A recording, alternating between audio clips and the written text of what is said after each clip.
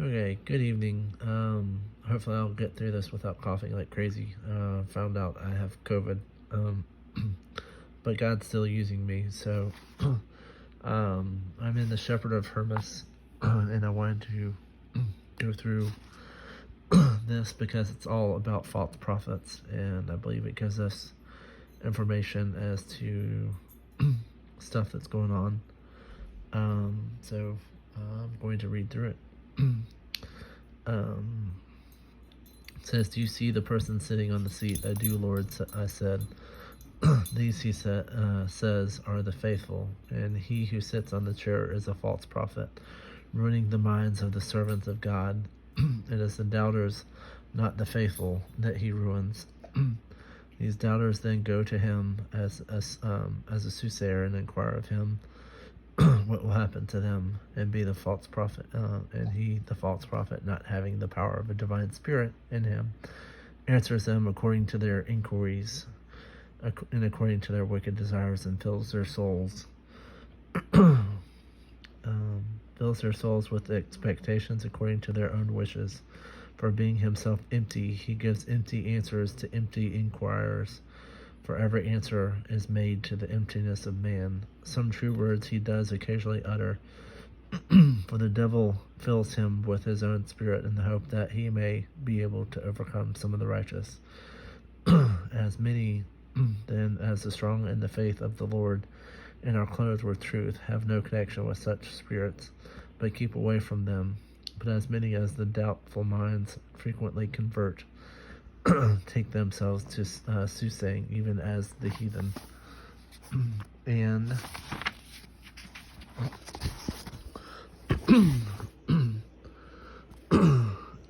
and bring greater sin on themselves by their idolatry. For he who inquires of a false prophet in regard to any action is an idolater, and devoid of truth, and foolish.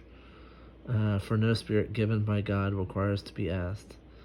But such a spirit, having the power of divinity, speaks all things of itself, for it proceeds from above, from the power of the divine spirit. But the spirit which is asked speaks according to the desires of men, is earthly, light, and powerless, is altogether silent, if it is not questioned. How then, O Lord, will man know if of them is a prophet and which is a false prophet? And he says about both prophets, you can try the true and the false prophet according to my directions.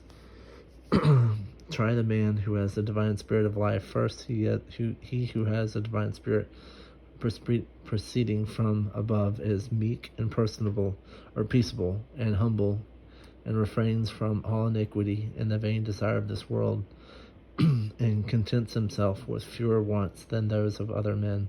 And when asked, he makes no reply, nor does he speak privately, nor when man wishes the Spirit to speak, does the Holy Spirit speak. But it speaks only when God wishes it to speak.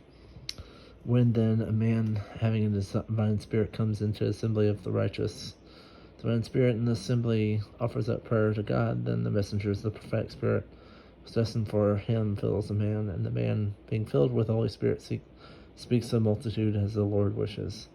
Thus, then, will the spirit of divinity become manifest. Whatever power, therefore, comes from the spirit of divinity belongs to the Lord. Here, then, he says, in regard to the spirit which is earthly and empty and powerless and foolish.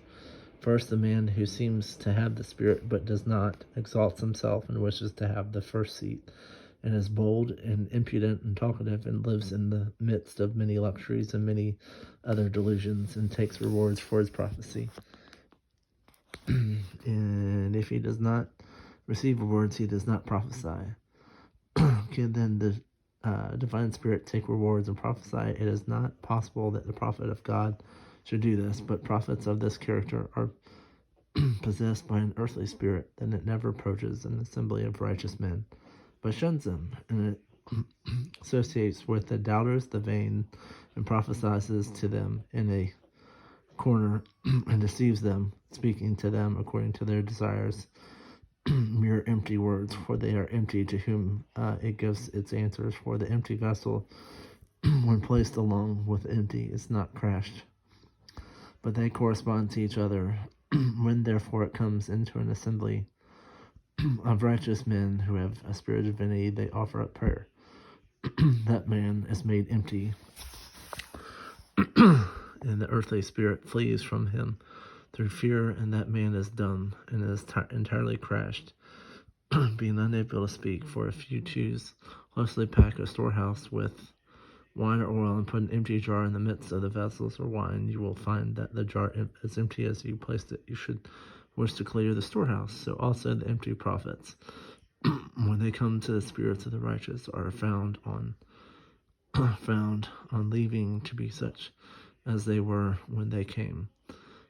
This then is the mode of life of both prophets. Tried by his deeds, his life, the man who says that he is inspired. But as for you, trust the spirit which comes from God and has power, but the spirit which is earthly and empty do not trust at all. For there is no power in it, and it comes from the devil. Hear then the allegory which I am telling you. Take a stone and throw it into the sky, and see if you can touch it. Or again, take a squirt of water and squirt it into the sky. How, Lord, I say, can these things take place? For both of them are impossible.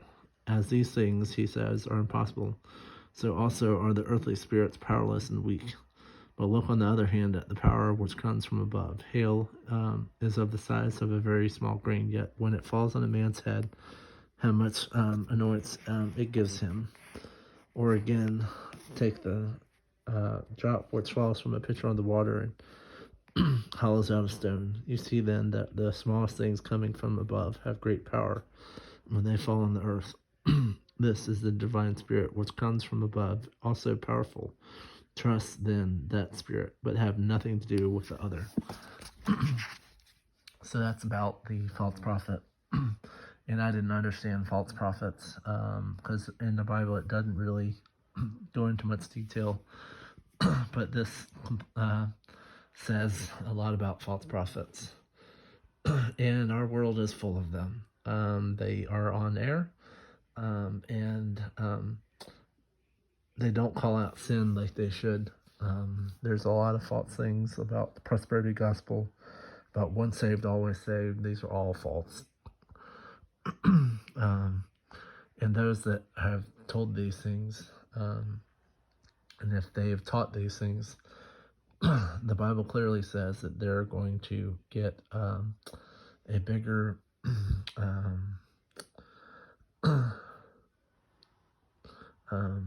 they're going to get a bigger whatchamacallit?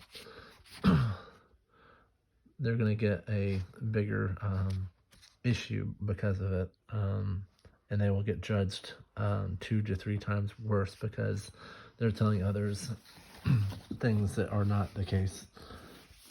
So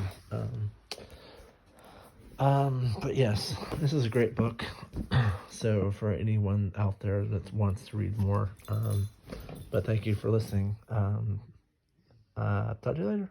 Bye.